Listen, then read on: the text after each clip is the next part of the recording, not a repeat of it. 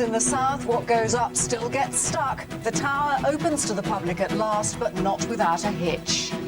Unhappy landings. The families on the flight path who made a video nasty of life near an airport.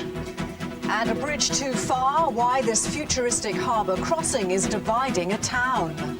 Also in tonight's programme, On a Mission. The South cleans up its act as our campaign comes to an end. And the heroes returned, but what happened to the sailors who carried Nelson to victory at Trafalgar?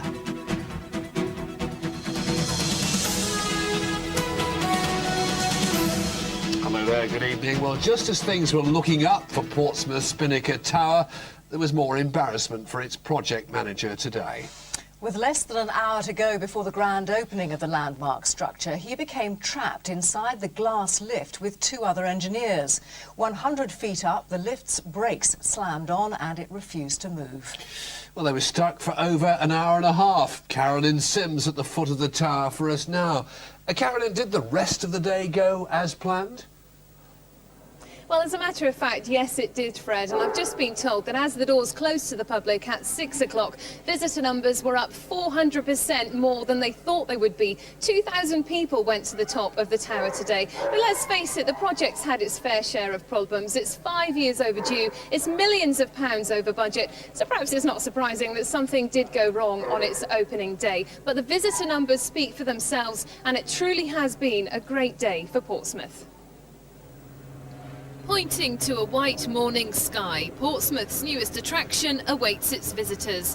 They came here early, young and old, for the best view of the city. For the Fells family, being first in the queue was a must. They got here at 4:30 for the privilege. OK, right, go! 10 a.m. sharp, the doors open and the crowds spill in. Unbeknown to them, there's a very public problem on the other side of the tower. The exterior glass lift is jammed 100 feet up.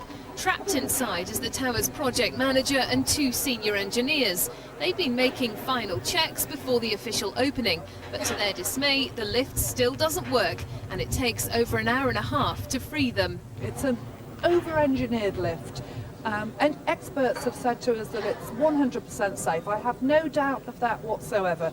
It actually needs bedding in. Do you know when it will be ready for the public? No, I'm not going to compromise anybody's safety. I'm not going to compromise anybody's enjoyment. When it's ready, I'll make the decision and we'll get it going. But the technical hitch doesn't seem to cause too much concern. Okay, well, we're in the lift. It's very crowded. 20 people. Have you all got your tickets? Yeah! You're all excited? Yeah! And at the top, there are a lot of smiling faces. The views certainly don't disappoint. On a clear day, you can see for 23 miles, and you're higher up than the London Eye or Blackpool Tower. The views are indescribable. You know, people have got to come see it. Do you feel proud to come from Portsmouth? Yeah, definitely, yeah. It really puts the south on the map. No, this is fabulous. I mean, you know, you think of going up in a plane, but you can't. This is it's like nothing else. This is fabulous. Okay, well, I've never done a bungee jump. I'm not really into daredevil things, but this is really scary, but it is really amazing. And even from down here looking up, you really do get a sense of just how high the tower is. Well, as the light slowly begins to fade here, let's take one last look at the tower. As it's not lit up at the moment because it's not dark enough, but when it is lit up, it really does light up the night sky. Now, whatever you think of this structure, the best way to get a truly informed opinion is to come down here for yourself, pay the £4.95 and decide for yourself whether you think it's worth it. Absolutely, Carolyn, thank you very much indeed. Other news, the 3 victims of a fatal road crash in Sussex have been named by police. 12 Grand opening. The first paying guests are in, but the glass lift is grounded. We have the latest twist in the saga of the Spinnaker. Also in tonight's programme, the most difficult management situation I've ever been in. The words of Saints chairman Rupert Lowe as he gives evidence as he sues the Times newspaper for libel. And what was the soon-to-be Lord Mayor of London doing in Edwardian bathing costume in Hampshire?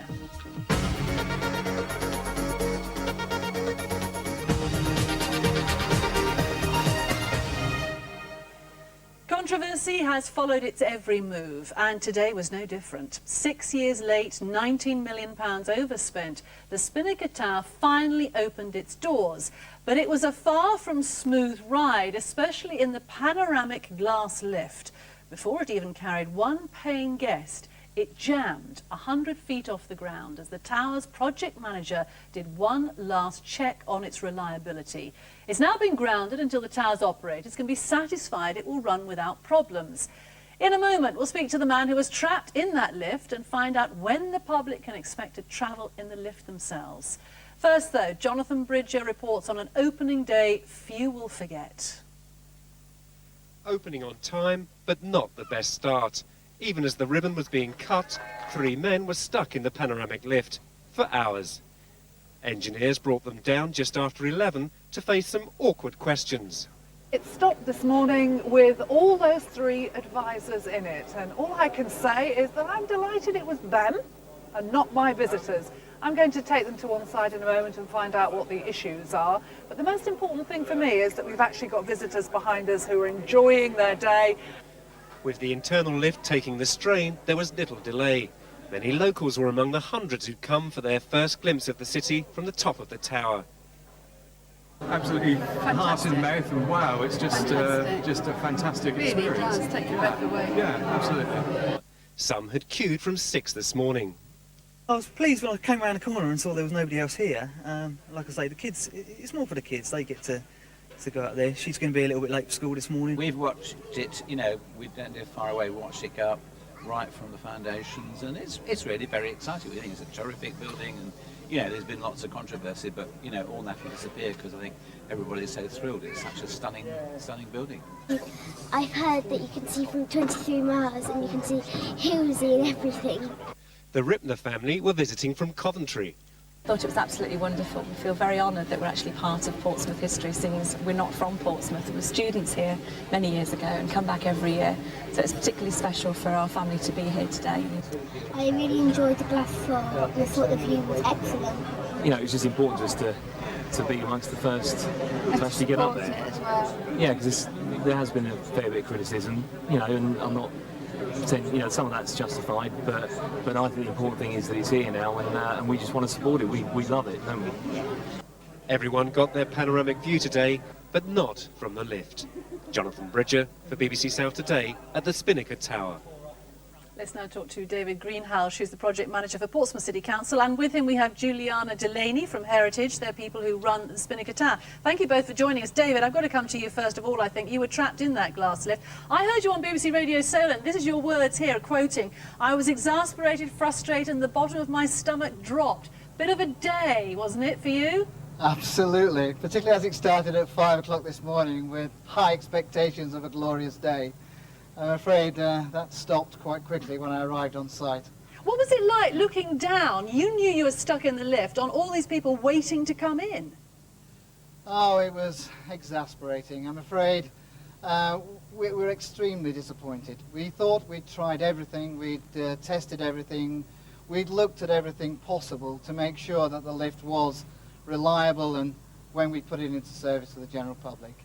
We'd even cleaned and tidied it up, ready for everyone to see the sparkling side of the lift. But unfortunately, we had this fault that had never occurred before and caught us out on the day. And all I can say is I apologise to the people of Portsmouth for letting them down in this way. So how long is it going to take you to mend this particular problem that you say you hadn't anticipated? Well, it's very difficult, and I don't want to be rushed into a very quick and immediate solution. It's too easy to jump to conclusions and say, oh, we'll mend it and put it into service tomorrow. The worst thing I could do is to rush, put it into service, and then have another fault. What I want to do is to take a little bit of time out tomorrow, put a cold kind of towel over our heads, and come to a really logical conclusion as to what happened and how we can make sure it doesn't happen again, because we believe that we owe it to everyone to make sure that this lift has a reliability that everyone can be proud of. Okay, let me bring Juliana in at this point, Juliana Delaney. You just kind of feel as though this Spinnaker Tower is dogged with bad luck. There you were with this huge build-up this morning. And yes, we know there's a spectacular view and we've seen the people going through, but the glass tower is an integral part of this. It is one of the big part of the attraction, isn't it? It's not ideal, but I'm a realist, and what I have seen today is 2,000 people. That's about 200% more than we'd expected today, to go through and enjoy themselves. And no, it's not what we would have wanted, but actually I'm still very uplifted by the fact that we've had 100% of those people enjoy what they've seen. I want the glass lift working as soon as possible on their behalf. We'll get there. This team will get there. How much of a problem is it from a financial point of view? Because it's £2 extra for the glass lift, and as I understand it, that includes, you know, your projected income is actually generated, part of it is generated from this glass lift. Are you worried at all about that, if it's going to take some time? I'm not worried yet, Sally. We've had over the numbers that we expected in just one day, so that's really positive for us, and we'll assess the situation as the days go by. We want to make sure it gets right. We don't want any more problems. Today's been great. Juliana Delaney, thank you very much for joining us, and David Greenhalgh, thank you very much for both of you. A man and two schoolgirls killed in a car crash near